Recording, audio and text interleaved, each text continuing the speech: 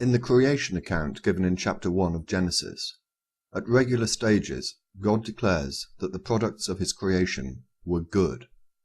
In particular, in Genesis 1:4, 1:10, 1:12, 1:18, and 1:21. Finally, when his work was complete, he states in Genesis 1:31 that all was very good. Really? Well, in this video I want to take issue with him over that statement. In my view, God's creation was far from very good. It had several critical design flaws that an omnipotent, omniscient, and omnipresent entity would not, in my view, have ever made. You may consider that it is somewhat presumptuous of me to make such a bold statement, but not only do I think I can prove it, I believe that God knew it himself. We don't have to go much further into Genesis before things start going wrong. Genesis 2:17 reads as follows: But of the tree of knowledge of good and evil thou shalt not eat of it, for in the day that thou eatest of it thou shalt surely die. Let's leave aside for now the fact that we know that Adam and Eve did eat of the tree of knowledge, and they didn't die that day. My first problem is this: what was the tree doing there in the first place? Why did he put it there? Why did he put fruit on it? At the beginning of chapter 3 of Genesis, we see another chronic mistake made by God. He had created a walking, talking serpent, one which spoke a language Eve was able to understand, and one which seemed hell-bent on messing things up. A lying, walking, talking serpent with a desire to mess up all the good work that God has done is not something that, in my view, a perfect God would have included in his creation.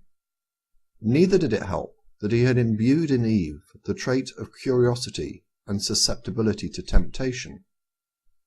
So, as we all know, the lying, walking, talking serpent convinces Eve to eat the fruit, and she gives it to Adam, and he eats it as well. Then something rather odd happens at Genesis 3:8 to 3:10. At this stage, Adam and Eve appreciate that they are naked and have made clothes from fig leaves. And they heard the voice of the Lord God walking in the garden in the cool of the day. And Adam and his wife hid themselves from the presence of the Lord God amongst the trees of the garden. And the Lord God called unto Adam, and said unto him, Where art thou? And he said, I heard thy voice in the garden, and I was afraid, because I was naked, and I hid myself. I find this absolutely extraordinary. An omnipresent God can't find Adam, even though he knows he's somewhere in the Garden of Eden. So next time you're threatened that God is watching everything you do, just bear in mind that he seemed unable to find one person in a garden. So how he's meant to keep tracks on over 6 billion people is quite beyond me.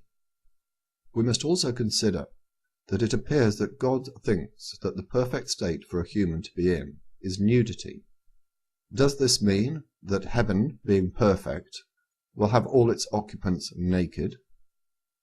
It's something to bear in mind next time you contemplate a life of eternity with God. Things don't improve a great deal in Genesis 4, in which Cain kills his brother. By the time we get to Genesis 6, things have become so bad, although it's not entirely clear why, that God repenteth that he made man at all. So he decides to commit global genocide, save for Noah, who for some reason has found favour in his eyes. Now you may have thought that he might have had the decency to make the ark for Noah, but he was clearly too peeved to be bothered. I mean, come on, he built an entire universe, but he couldn't be bothered to build a little ark? He could certainly make it rain for 40 days and 40 nights, but left it to Noah to build the ark and collect all the animals. Anyway, let's move on.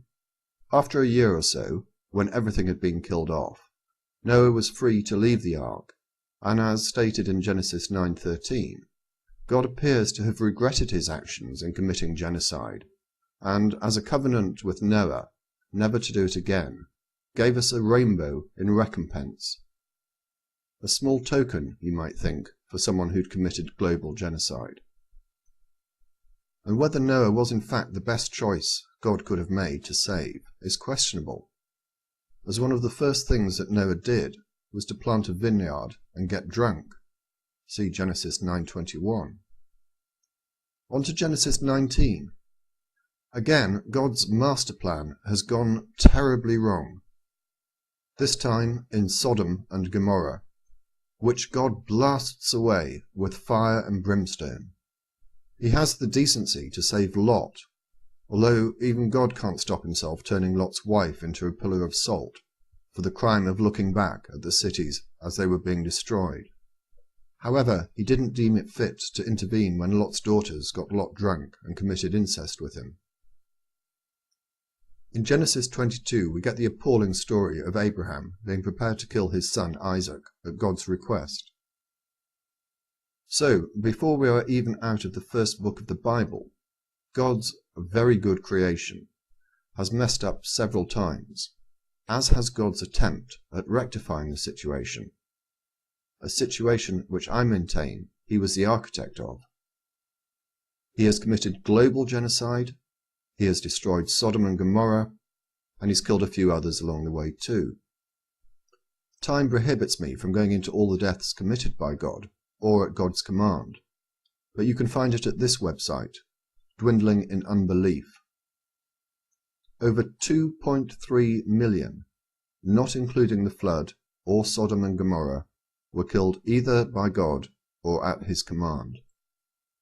God's next attempt to clear up the mess that he had made appears to be by sending Jesus, his son, down to earth. Was God himself too embarrassed to turn up?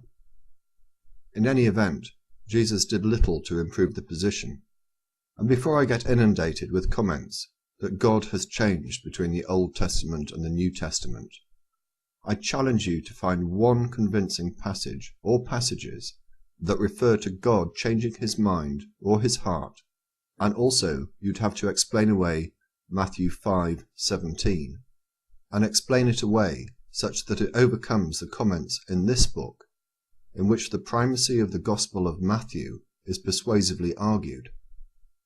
Finally, you would imagine that if God could get one thing right, it would be the creation of angels. But apparently not. He even messed up there when he created Lucifer. It really is a shabby record for an almighty and perfect being. There are other matters that make me think that God's perfect creation was far from perfect. Firstly, if he created the universe, what a shocking waste of space! The universe is billions of light years in diameter. He made all of that just to allow us to live on a small part of the crust of an average planet. Then, of course, we could mention illness, disease, famine, tsunamis, volcanoes, hurricanes, tornadoes, fires, cancer. The list goes on and on. And if God did not foresee the fact that his very good design would go wrong, why did he create hell?